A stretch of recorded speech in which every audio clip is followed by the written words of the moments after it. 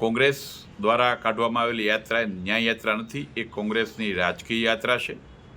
આપે પણ આજે સવારના જોયું કે રાજકોટના અગ્નિકાંડની ઘટના બની ત્યાં શ્રદ્ધાંજલિ સભા રાખી હતી. રાજકોટના 5 લોકો પણ હાજર નહોતા.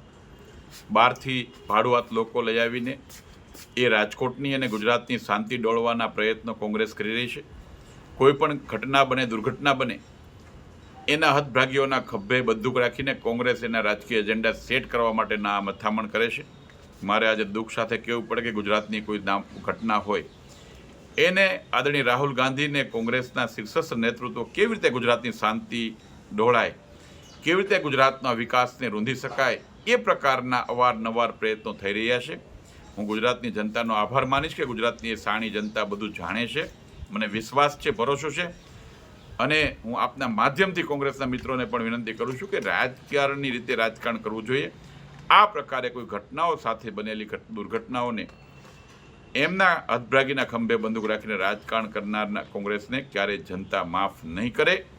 ભૂતકાળમાં એમના સમયમાં પણ જે ઘટનાઓ બની છે એમને પણ કોંગ્રેસ ન્યાય નથી અપાવ્યો. ત્યારે આ અત્યારની ઘટનાઓમાં જે કોઈ હતભાગીઓ છે એમને કોંગ્રેસ કેવી રીતે ન્યાય અપાવી શકશે? ભારતીય જનતા પાર્ટીની સરકાર પર ગુજરાતની જનતાને અને જે ભોગ બનનાર પરિવારો છે એમને પણ વિશ્વાસ છે.